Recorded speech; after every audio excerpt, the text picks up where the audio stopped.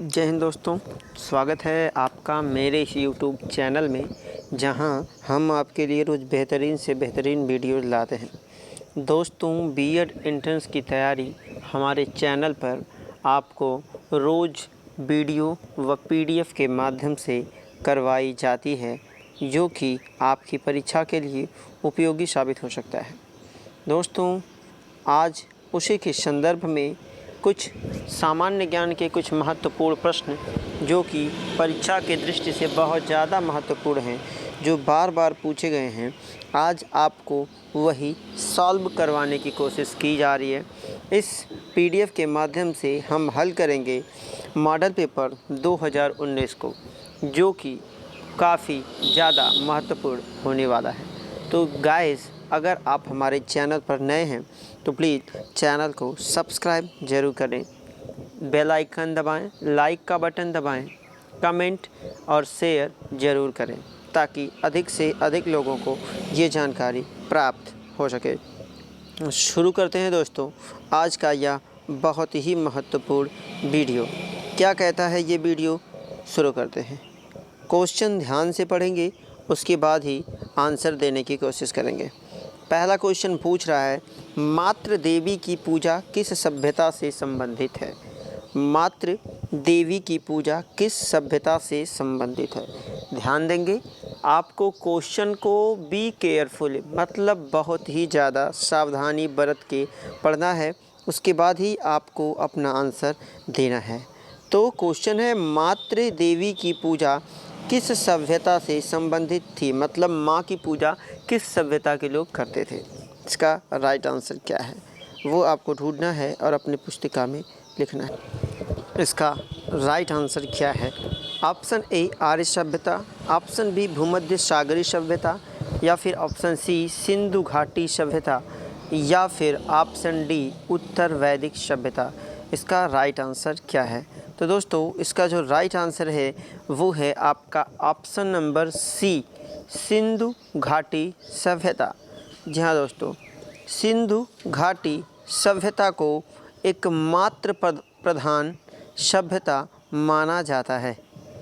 सिंधु घाटी सभ्यता को मातृ प्रधान सभ्यता माना जाता था।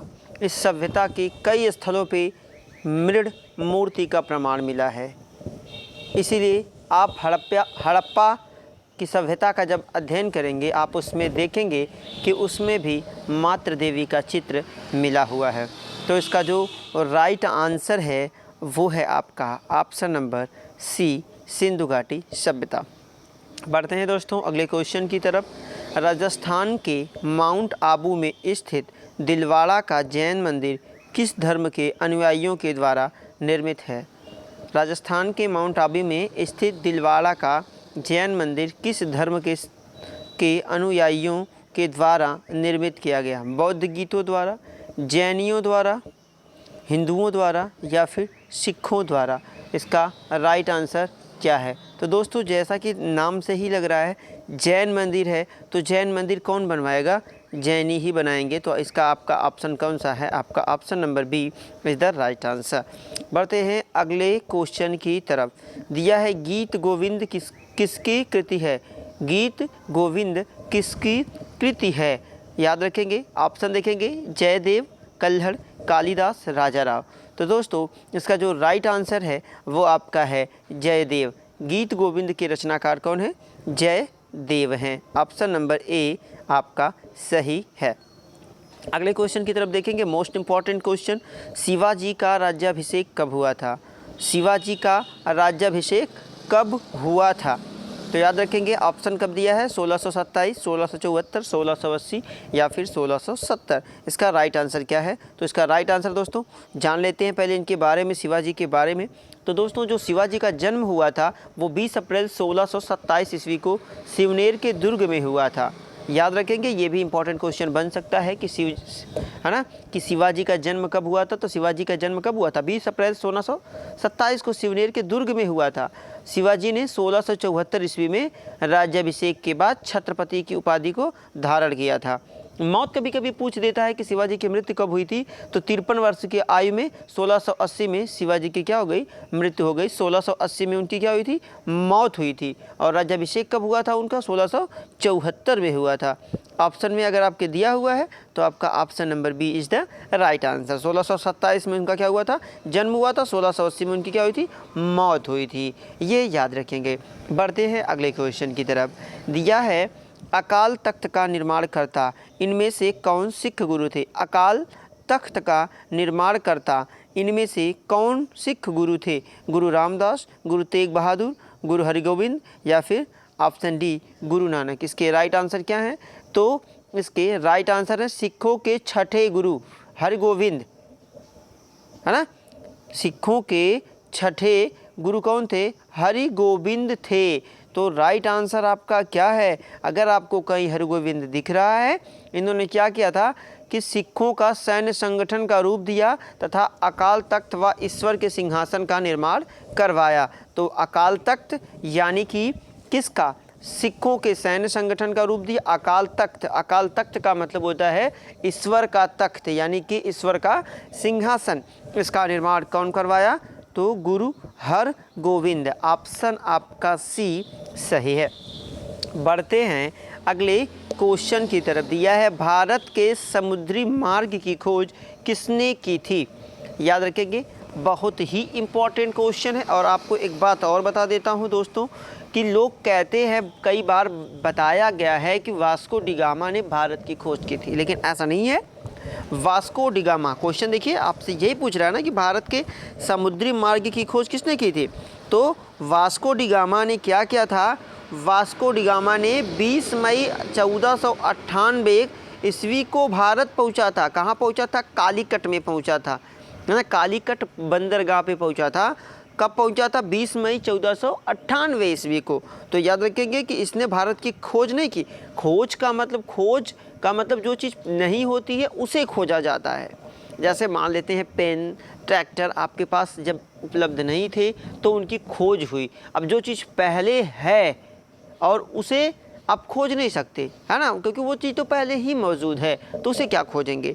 तो भारत क्या, जब वास्को डी गामा भारत आया तो भारत नहीं था, भारत था। तो उसने खोज नहीं किया था, उसने बल्कि समुद्री मार्ग की खोज की थी कि समुद्र के माध्यम से भारत कैसे पहुंचा जा सके। तो वास्को डी गामा, भारत के समुद्री मार्ग की खोज किसने की थी, वास्को डी गामा। अगर यही कोलंबस दिया है ना दोस्तों, कोलंबस ने क्या किया था, इसने अमेरिका की खोज की थी। लेकिन उसे आपको एक और जानकारी बता देता हूँ कि जब कोलंबस ने अमेरिका को खोजा, उसे तब तक, जब तक उसकी मौत नहीं हो जाए तब तक उसे ये नहीं पता था, मतलब वो मर गया लेकिन उसे ये ज्ञात ही नहीं था कि उसने भारत नहीं अमेरिका की खोज की है। तो बढ़ते हैं, ये इसका आपका राइट आंसर क्या है दोस्तों, वास्को डी गामा ने भारत के समुद्री मार्ग की खोज की थी। आगे बढ़ते हैं क्वेश्चन नंबर 7 की तरफ। भारत में पहली अंग्रेजी व्यापारिक कंपनी कहाँ खोली गई। मोस्ट इंपॉर्टेंट क्वेश्चन है। ईस्ट इंडिया कंपनी, है ना, ईस्ट इंडिया कंपनी जो थी पहली कंपनी उसने अपनी कहाँ खोली थी, ये याद रखेंगे, है ना। ऑप्शन दिया है बम्बई, सूरत, सूता, नाती या फिर मद्रास। इसका राइट आंसर क्या है। जितने भी नाम आपको दिए गए दोस्तों, देखिए ना, ये मद्रास चेन्नई था, बम्बई आज मुंबई बन गया, है ना, समझ रहे हैं ना। ये पुराने वाले नाम दिया गया, उस समय के नाम आपको दिया है। तो दिया भारत में पहली अंग्रेजी व्यापारिक कंपनी कहाँ खोली गई, तो कहाँ खोली गई थी, इसका राइट आंसर है आपका सूरत। सूरत में खोली गई थी पहली कंपनी। कैसे खोली गई थी इसके बारे में कुछ जान लेते हैं, है ना। कि जहांगीर के शासनकाल में इंग्लिश ईस्ट इंडिया कंपनी ने सर्वप्रथम 1611 में मसूलीपत्तनम तथा मछलीपत्तनम में एक अस्थायी कारखाना स्थापित किया, जबकि 1613 ईस्वी में सूरत में स्थापित कारखाना अंग्रेज़ों का प्रथम अस्थायी कारखाना था। यानी कि 1613 ईस्वी में सूरत में अस्थायी कारखाना खोला गया। तो बी आपका क्या है, राइट आंसर है। बढ़ते हैं अगले क्वेश्चन की तरफ। बेगम हज़रत महल 1857 की क्रांति में किस स्थान से संबंधित रही। बेगम हज़रत महल 1857 की क्रांति में किस स्थान से संबंधित रही। Option A Lucknow, option B Kanpur, option C Banaras या फिर ऑप्शन डी इलाहाबाद। तो नाम से देख रहे हैं ना, बेगम हज़रत 1857 कहाँ से लग रहा है? महल वहल की बातें करें, नवाबों का शहर यानी कि लखनऊ। याद रखेंगे, ये भी एक क्वेश्चन जो मैंने अभी आपको बोला ना, नवाबों का शहर, मैं आपको जल्द ही उपनाम पढ़ाने वाला हूँ, तो ये भी पूछा जाता है कि नवाबों का शहर किसे कहते हैं। तो याद रखेंगे, नवाबों का शहर किसे कहते हैं? लखनऊ को कहते हैं। लखनऊ में 4 जून 1857, लखनऊ में 4 जून 1857 को विद्रोह की शुरुआत हुई। बेगम हजरत महल ने अपने अल्पायु पुत्र विरजिस कादिर को नवाब घोषित किया तथा लखनऊ स्थित ब्रिटिश रेजिडेंसी पर आक्रमण किया। तो कब किया था? 4 जून 1857 में। कहाँ किया था? लखनऊ में। आगे बढ़ते हैं क्वेश्चन की तरफ। 9वें क्वेश्चन की तरफ दिया है, गांधी जी के द्वारा क्रियान्वित प्रथम सत्याग्रह जो नील किसानों से संबंधित, नील का मतलब मछली वाले है ना, किसानों से संबंधित रहा, इससे जुड़ा स्थल कौन सा था? गांधी जी के द्वारा क्रियान्वित प्रथम सत्याग्रह जो नील किसानों के लिए संबंधित रहा, इससे जुड़ा स्थल कौन सा था? इसका राइट आंसर क्या है? बढ़ते हैं इसके बारे में, पहले कुछ जान लेते हैं कि क्या था ये सत्याग्रह।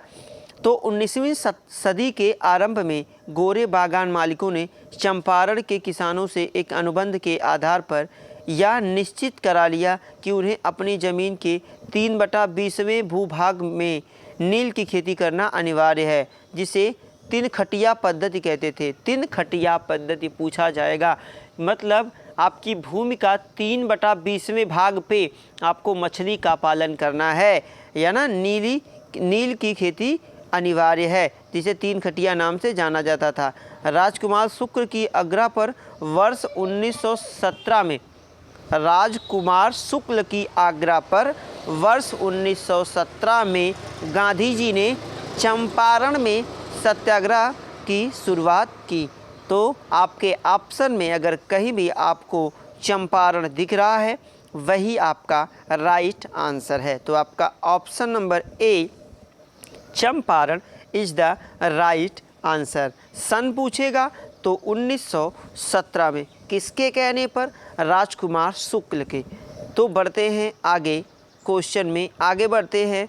आपका 10वां क्वेश्चन क्या कहता है? आपका 10वां क्वेश्चन दिया है, समाचार पत्र केसरी का संपादन किसने किया था? समाचार पत्र केसरी का संपादन किसने किया था? जी.के. गोखले, बी.जी. तिलक, सरदार पटेल या फिर राजा राम मोहन राय? इसका राइट आंसर क्या है?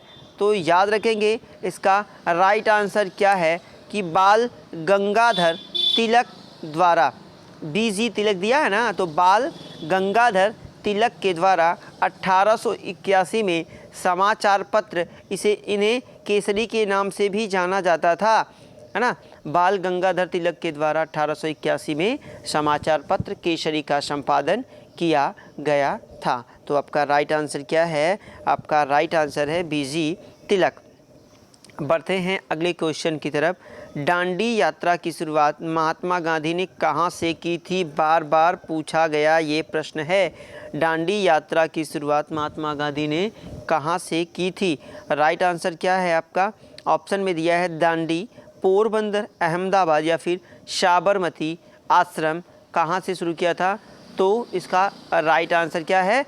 साबरमती आश्रम यानी कि अहमदाबाद। देखिए दोनों ऑप्शन में दे दिया है ना, तो इसके बारे में कुछ जान लेते हैं, इसके बाद सारा कन्फ्यूज़न आपका दूर हो जाएगा।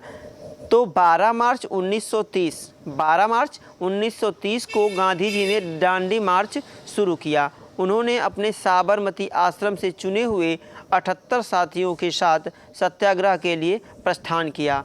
24 दिनों की लंबी यात्रा के बाद 5 अप्रैल 1930 को वे दांडी पहुँचे और 6 अप्रैल 1930 को उन्होंने एक मुट्ठी नमक हाथ में लेकर सविनय अवज्ञा आंदोलन प्रारंभ किया, है ना, या श्री गणेश किया। तो इसका राइट आंसर क्या है आपका? दांडी। क्वेश्चन देखिए, वो शुरू उन्होंने जुटाया कहाँ से था? अहमदाबाद के साबरमती आश्रम से 78 साथियों के साथ शुरू किया, लेकिन दांडी यात्रा शुरू कहाँ से हुई? तो दांडी से उन्होंने इसकी शुरुआत की 24 दिनों के बाद जब वो पहुँचे थे दांडी। तो ये था आपका आधा क्वेश्चन। आगे बढ़ते हैं, कुछ और क्वेश्चन हल करते हैं। दोस्तों, अगर अभी तक आपने चैनल को सब्सक्राइब नहीं किया तो प्लीज़ चैनल को अभी के अभी सब्सक्राइब ज़रूर करें। बेल आइकन दबाना ना भूलें, क्योंकि हमारे और बहुत सारे नोटिफिकेशन आपके लिए जो इम्पोर्टेंट प्रश्न हैं वो इसी चैनल पर आपको मिलने वाले हैं, जो कि आपके लिए बहुत ज़्यादा महत्वपूर्ण हो सकते हैं। साथ ही साथ दोस्तों, आप हमारे WhatsApp group JDR study classes, जिसका लिंक मैं हर वीडियो के डिस्क्रिप्शन में देता हूं, वहां से आप लिंक कॉपी करके आप या फिर लिंक पे क्लिक करके आप सीधे हमारे व्हाट्सएप ग्रुप से जुड़ सकते हैं, जहां पे आपको सभी PDF फ्री में अवेलेबल करवाए जाते हैं। तो बढ़ते हैं अगले क्वेश्चन की तरफ। दोस्तों, दिया है हमारे सौरमंडल का कौन सा ग्रह आकार में पृथ्वी के समान है? बहुत ही इम्पॉर्टेंट क्वेश्चन है, याद रखेंगे। इसका राइट आंसर क्या होने वाला है? हमारे सौरमंडल का कौन सा ग्रह आकार में पृथ्वी के समान है? बुध, मंगल, शुक्र या फिर बृहस्पति? तो याद रखेंगे कि शुक्र को ही कहा जाता है पृथ्वी की भगिनी, यानी कि पृथ्वी की बहन। किसे कहा जाता है? शुक्र ग्रह को कहा जाता है। तो शुक्र ग्रह आपका राइट आंसर। इसके बारे में कुछ जान जाते हैं, शुक्र ग्रह क्या है ना? शुक्र पृथ्वी का निकटतम ग्रह है, इसे पृथ्वी की भगिनी भी कहा जाता है। यह घनत्व, आकार एवं व्यास में पृथ्वी के क्या है? समान है। अगर ये पूछा जाए कि सबसे चमकीला ग्रह कौन सा है, वो भी है शुक्र। सबसे गर्म ग्रह कौन सा है, वो भी है शुक्र, है ना। और किस ग्रह का कोई उपग्रह नहीं है, तो वो भी है शुक्र। 3 आंसर मैंने आपको हल करवा दिए एक क्वेश्चन में। याद रखिएगा, इसे बोला जाता है, इसे सांझ का तारा, इसे भोर का तारा, सबसे चमकीला तारा, सबसे गर्म ग्रह, है ना, समझ रहे हैं। और और जिसका कोई उपग्रह नहीं है वो भी कौन सा है? आपका शुक्र है। ये आपका राइट आंसर है। बढ़ते हैं अगले क्वेश्चन की तरफ। क्या कहता है अगला क्वेश्चन?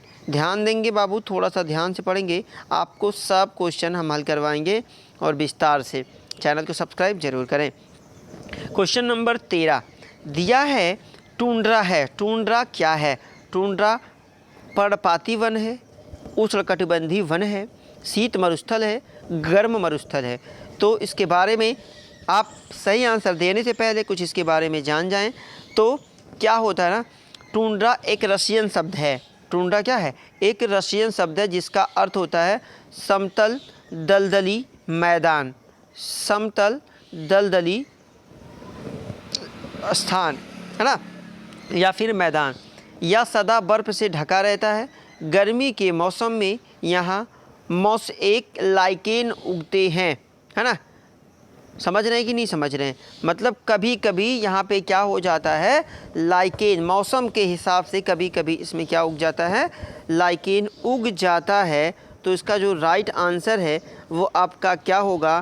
तो पर्णपाती वन हो नहीं सकता, शीत मरुस्थल हो नहीं सकता, है ना, जहाँ हमेशा बर्फ़ पड़ी रहे, जहाँ हमेशा बर्फ़ पड़ी रहे, उष्णकटिबंधीय वन हो नहीं सकता, गर्म मरुस्थल हो नहीं सकता।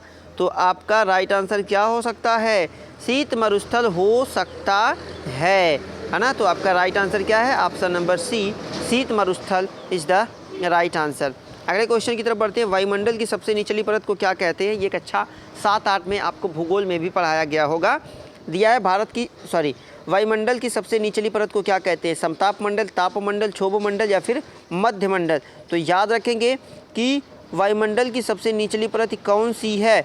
यह वायुमंडल की सबसे निचली परत कौन है? वायुमंडल की सबसे निचली परत कौन सी है? तो याद रखेंगे इसका राइट आंसर क्या है? समताप मंडल सबसे ऊपर, क्षोभ मंडल सबसे, है ना, तापमंडल, या आप कह सकते हैं इसको तापमंडल, है ना। तापमंडल आपका ऑप्शन 14 का option B is the right answer. दिया है अगला क्वेश्चन दिया है कि भारत का सबसे ऊंचा पठार कौन सा है? दक्कन का पठार, छोटा नागपुर का पठार, लद्दाख का पठार या फिर बघेलखंड का पठार? आपका राइट आंसर क्या होने वाला है? तो आपका जो राइट आंसर है दोस्तों वो है लद्दाख का पठार। लद्दाख का पठार के बारे में कुछ जान जाते हैं। लद्दाख का पठार जम्मू और कश्मीर में स्थित है। ठीक है, अगर इसकी ऊंचाई की बात करें तो 10,000 फीट से अधिक इसकी ऊंचाई है। तो 15वें का जो आंसर है, भारत का सबसे ऊंचा पठार कौन सा है? लद्दाख का पठार, ये आपका राइट आंसर है। बढ़ते हैं अगले क्वेश्चन की तरफ। प्रायद्वीप भारत की सबसे लंबी नदी कौन सी है? कावेरी, नर्मदा, कृष्णा, गोदावरी। तो राइट आंसर आपका क्या है? ऑप्शन नंबर डी, गोदावरी प्रायद्वीप भारत की सबसे लंबी नदी। पवित्र पूछेगा तो गंगा। ठीक है, चलिए अगले क्वेश्चन की तरफ बढ़ते हैं। दिया है पश्चिमी घाट के उत्तरी भाग को किस नाम से जाना जाता है? कोरोमंडल तट, मालाबार तट, कोंकण तट, उत्तरी सिरकार तट, है ना। इसका राइट आंसर क्या है? तो आपका राइट आंसर क्या है दोस्तों? ऑप्शन नंबर सी, कोंकण तट। समझ जाते हैं इसके बारे में कुछ। पश्चिमी घाट का उत्तरी भाग कोंकण तट कहलाता है। क्यों कहलाता है? इसमें अवस्थित मैदान गुजरात से प्रारंभ होकर केरल तक जाता है या 720 किलोमीटर तक लंबा है। इसमें महाराष्ट्र, गोवा, कर्नाटक के भी भाग आते हैं। तो आपका जो राइट आंसर है वो क्या है? कोंकण तट। अगले क्वेश्चन की तरफ बढ़ते हैं। दिया वह प्रोग्राम जो किसी व्यक्ति द्वारा पढ़ा जा सके उसे क्या कहते हैं? Program code, human code, source code या फिर सिस्टम कोड। इसका राइट आंसर क्या है? तो इसका राइट आंसर क्या है? जो किसी व्यक्ति द्वारा पढ़ा जाए तो वो क्या होगा? आपका ह्यूमन कोड होगा। Option number B. बढ़ते हैं अगले क्वेश्चन की तरफ। क्या कहता है अगला क्वेश्चन? दिया है निम्न में से कौन सा भारत की निम्न कृषि उत्पादकता के लिए उत्तरदायी नहीं है? शाकाहारी कृषि, आवश्यक आदतों की उपलब्धता, भूमि के उपयोग और उसकी अधिकारिता, या फिर कमज़ोर वित्त व्यवस्था और विपणन। इसका राइट आंसर क्या है कि भारत के, है ना, कुछ भागों में जो कृषि की उत्पादकता है उसके लिए ये उत्तरदायी नहीं है। कौन से ऐसे हैं जो उत्तरदायी नहीं है? तो इसका राइट आंसर क्या है? इसके बारे में कुछ जान जाते हैं ना। भारत के कृषि के क्षेत्र के उत्पादकता के निम्न कारक उत्तरदायी हैं, जैसे जोतों का आकार छोटा होना, कृषि में यांत्रिकरण या मशीनीकरण का अभाव, वित्त की अनुचित व्यय, आवश्यक कृषि आधानों के अभाव के कारण, है ना। तो इसका जो राइट आंसर है वो आपका क्या है? देखिए, ऐसा अगर ये चारों को नीचे दे देता उपयुक्त में से सभी तो हो जाता, लेकिन यहाँ नहीं दिया है। तो आपका जो ऑप्शन नंबर बी है वो आपका क्या है? राइट आंसर है। अगले क्वेश्चन की तरफ बढ़ते हैं। निम्नलिखित में से कौन सा बंदरगाह भारत के पश्चिमी तट पे है? ये बार बार पूछा जाने वाला क्वेश्चन है दोस्तों, मोस्ट इंपॉर्टेंट। सभी मॉडल पेपर में ये मैं आपको हल करवाया हूँ। पूछा जाता है कि निम्नलिखित में से कौन सा बंदरगाह भारत के पश्चिमी तट में, भारत के पश्चिमी तट पर कौन सा बंदरगाह स्थित नहीं है? याद रखेंगे, नॉनसेवा, हाँ, मारमागोवा, या फिर तूतीकोरिन, या फिर कोच्चि। इसका राइट आंसर क्या है ना। तो इसका जो राइट आंसर है वो याद रखेंगे क्या है? तो उसका राइट आंसर है तूतीकोरिन बंदरगाह, जो कहाँ पे स्थित है दोस्तों? तो ये है आपके तमिलनाडु में। तो इसका राइट आंसर क्या है? आपका option number C, Tuticorin is the right answer. बढ़ते हैं अगले क्वेश्चन की तरफ। दिया है दिल्ली में सर्दियों के समय वर्षा होती है किसकी वजह से? दक्षिण पश्चिम मानसून की वजह से, या फिर उत्तर पूर्व मानसून की वजह से, या फिर संवहनी वर्षा की वजह से, या फिर ऑप्शन नंबर डी, पश्चिमी विक्षोभ की वजह से। इसका राइट आंसर क्या है? तो इसका जो राइट आंसर है दोस्तों वो है आपका पश्चिमी विक्षोभ। डी वाला आपका जो है वो है आपका राइट आंसर, पश्चिमी विक्षोभ इज द राइट आंसर। तो ये थे दोस्तों आपके कुछ महत्वपूर्ण सामान्य ज्ञान के प्रश्न जो आपको इस वीडियो में बहुत ही ज़बरदस्त तरीके से हल करवाए गए। आशा करता हूँ ये वीडियो आपके लिए फ़ायदेमंद साबित हो जाए दोस्तों। तो अगर आपने अभी तक हमारे इस चैनल को सब्सक्राइब नहीं किया है तो प्लीज़ चैनल को सब्सक्राइब करें, बेल आइकन दबाएं, लाइक करें, कमेंट करें। अगर आपको वीडियो में कोई असुविधा होती है तो कमेंट करें ताकि उसका निवारण अगले वीडियो में किया जा सके। मिलते हैं अगले वीडियो में, तब तक के लिए मुझे दीजिए इजाज़त। जय हिंद, अपना ध्यान रखिएगा, टेक केयर, बाय बाय।